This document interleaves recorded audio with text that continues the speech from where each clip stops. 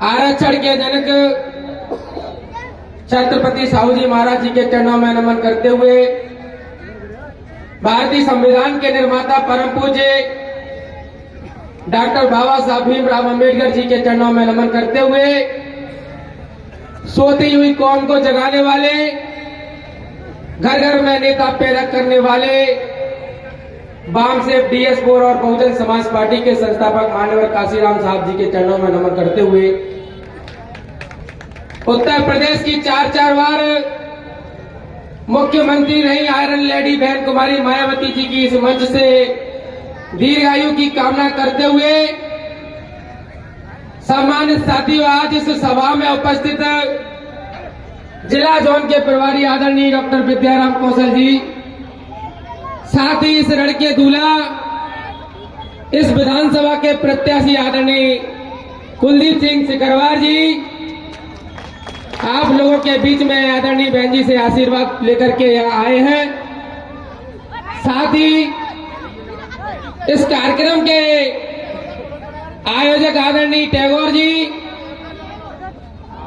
आदरणीय महेंद्र सिंह सिकरवार जी, क्षत्रिय महासभा जिला अध्यक्ष, सम्मानित मंच के सामने विराजमान मेरे पिता तुल्य बुजुर्ग, हम उम्र नौजवान सम्मानित साथियों, आपने हमारे पूर्व में वक्ताओं को सुनने का काम किया। मैं भी आप लोगों के बीच में अपनी चंद समय में अपनी बात रखूंगा। आप लोगों ने भारतीय जनता पार्टी की सरकार को देखने का काम किया। आपने 18 महीने की कांग्रेस की सरकार को देखने का काम साथियों किया। आपने दोनों ही सरकारों को देखने का काम किया, लेकिन साथियों कुछ लोग आपके लोगों के बीच में आकर के भ्रामक प्रचार करके आप लोगों को गुमराह करने का काम साथियों करते हैं। जब 2018 का चुनाव हुआ तो पूरे जिले में एक हवा बनाई गई कि भारतीय जनता पार्टी को रोकना है तो कांग्रेस को वोट देने का काम करें। जब भारतीय जनता पार्टी को रोकना है तो कांग्रेस को वोट देने का काम करें। और हमारा भोला भाला समाज ये कांग्रेस के चमचों की बातों में आ गया और हमने 6 की 6 सीटें कांग्रेस की झोली में डाल दी। मुरैना जिले की 6 की 6 सीटें हमने कांग्रेस की झोली में डाल दी। साथियों, जो उससे पहले हमारे बीच में पूर्व वक्ताओं ने कहा, टैगोर जी ने कहा कि 2 अप्रैल में हमारे भाइयों पर जो झूठे मुकदमे भारतीय जनता पार्टी की सरकार में लादे गए और कांग्रेस सरकार ने मंच लगा करके घोषणा कही कि जो हमारे दलित भाइयों के ऊपर झूठे मुकदमे लादे गए हैं उनको हम अपनी सरकार बनने पर वापस लेने का काम करेंगे। लेकिन साथियों, 18 महीने की सरकार चली, ना ही आप लोगों का कोई केस वापस हुए और ना ही आपके बीच में कोई अन्य अत्याचार रुकने का काम साथियों हुआ। जब आदरणीय प्रदेश के मुखिया प्रदेश अध्यक्ष इंजीनियर रमाकांत पिप्पल जी और मैं स्वयं कमलनाथ जी से मिलने के लिए पहुंचे और हमने आवेदन लिख करके दिया कि हमारे लोगों पर झूठे मुकदमे लादे गए हैं, उन मुकदमों को वापस लेने का काम कीजिए, तो साथियों कमलनाथ जी ने आपके उस आवेदन को कचरे में डाल दिया और आपका कोई भी साथियों केस आज तक वापस करने का काम नहीं किया। लेकिन फिर से वो चमचे सक्रिय हो गए हैं। वो कह रहे हैं कि भैया हमारी 18 महीने की सरकार चली, हमको समय नहीं मिल पाया।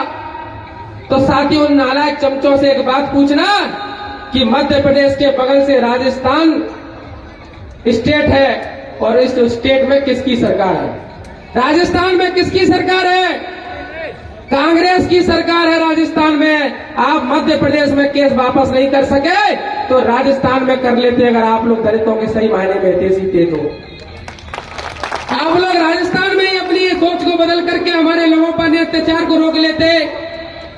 राजस्थान में कांग्रेस की सरकार है और कांग्रेस की सरकार में हमारे भाई को मूंछ रखने का अधिकार नहीं है। मूंछ रखने पर हमारे भाई को मार दिया जाता है।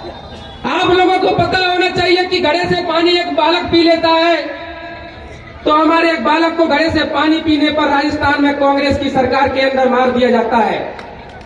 घोड़ी चढ़ने पर हमारे भाई को घोड़ी से उतार दिया जाता है। तो साथियों, मैं नालायक चमचों से पूछना चाहता हूं कि आप लोगों की बोलती राजस्थान के अंदर क्यों बंद हो जाती है? छत्तीसगढ़ के अंदर आप लोगों की आवाज क्यों बंद हो जाती है? साथ ही ये प्रश्न आप लोगों को पूछने का काम करना है। साथ ही 4 प्रश्न आप लोग इन भारतीय जनता पार्टी और कांग्रेस के चमचों से पूछने का काम करना कि जब सहारनपुर के अंदर हिंसा हुई, हमारे लोगों को मारा पीटा गया, तब संसद के अंदर आवाज उठाने का काम किसने किया? जब ऊना के अंदर 4 दलितों को बेरहमी से मारा पीटा गया, गुजरात के अंदर ऊना के अंदर हमारे दलित भाइयों को मारा पीटा गया, तब सदन के अंदर आवाज उठाने का काम किस नेता ने सदन के अंदर किया?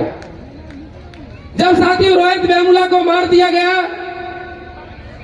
तब साथियों हमारे किसी भी नेता ने अगर सदन के अंदर आवाज उठाने का काम किया हो तो उसका नाम बताने का काम करें।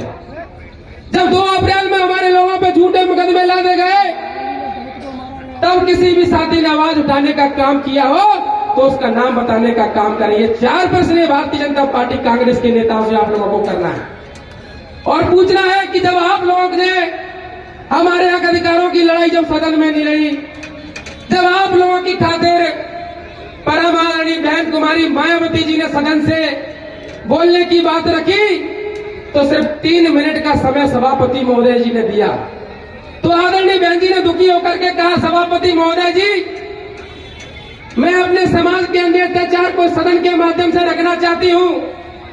मैं जिस समाज से आती हूँ, मुझे उस समाज की पीड़ा को सदन में रखने दीजिए। तो साथियों 3 मिनट का समय मात्र दिया। तो आदरणीय बहन जी ने आप लोगों की खातिर जब बहन जी को 3 मिनट का समय दिया, बहन जी को बोलने नहीं दिया गया, तो साथियों आप लोगों की खातिर सदन से इस्तीफा देने का काम किया। राज्यसभा के पद को साथियों ठुकराने का काम साथियों किया गया। साथियों आप लोगों के बीच में भाई कुलदीप सिंह सिकरवार जी आदरणीय बहन जी से आशीर्वाद लेकर के यहाँ आए हैं। तो आप लोगों को इन चमचों की बातों में इस बार नहीं आना है, क्योंकि ये चमचे हैं भारतीय जनता पार्टी कांग्रेस के। ये 5 साल पहले फुटबॉल बनाएंगे, 5 साल ये फुटबॉल बनाएंगे, 5 साल ये फुटबॉल बनाएंगे, दोनों ही पार्टी एक दूसरे को फुटबॉल बनाएंगे।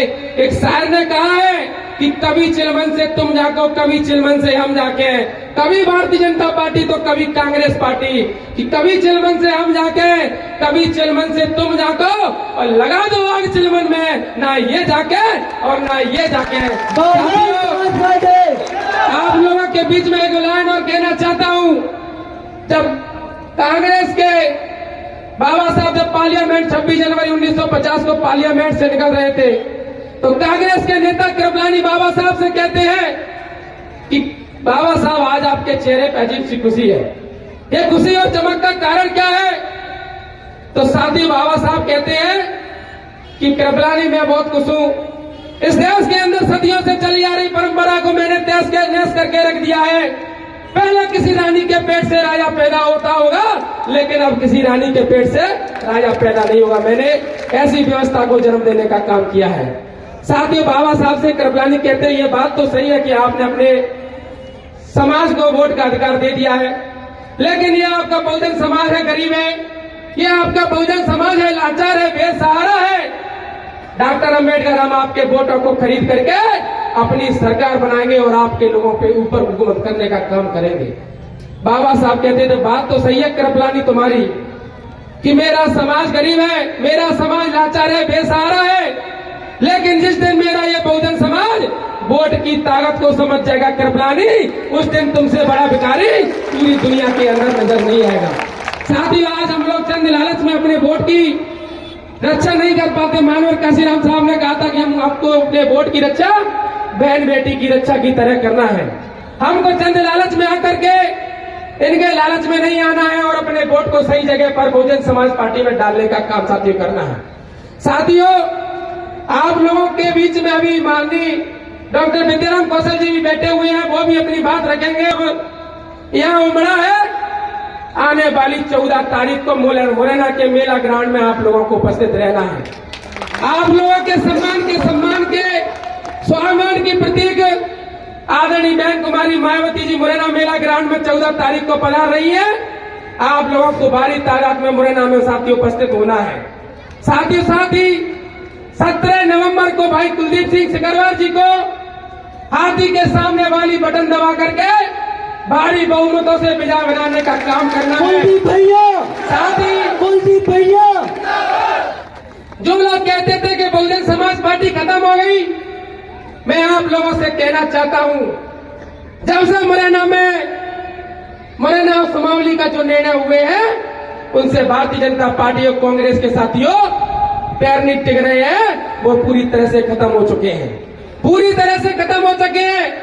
भारतीय जनता पार्टी अपना ठिकाना देख रही है कि जिस बहुजन समाज पार्टी को हम तीसरे पे देख रहे थे, वो साथियों दिमनी से नंबर 1 पे है, मुरैना से नंबर 1 पे है, सुमावली से नंबर 1 पे है, जोरा से नंबर 1 पर है और सबड़ में भी साथियों नंबर 1 पर है। सिर्फ आप लोगों की ताकत की जरूरत है। आप लोग आज ही से उठ खड़े हो जाइए, लग जाइए, पूरी ताकत से लग जाइए। आप लोगों को कोई हराने वाला नहीं है।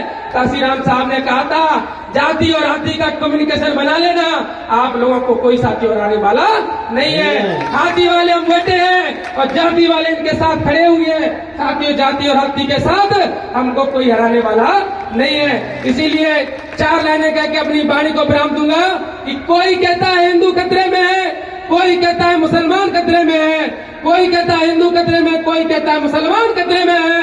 ये धर्म का चश्मा उतार कर देखो यारो, भारत का संविधान खतरे में, भारत का संविधान खतरे में। जय भीम। बहुजन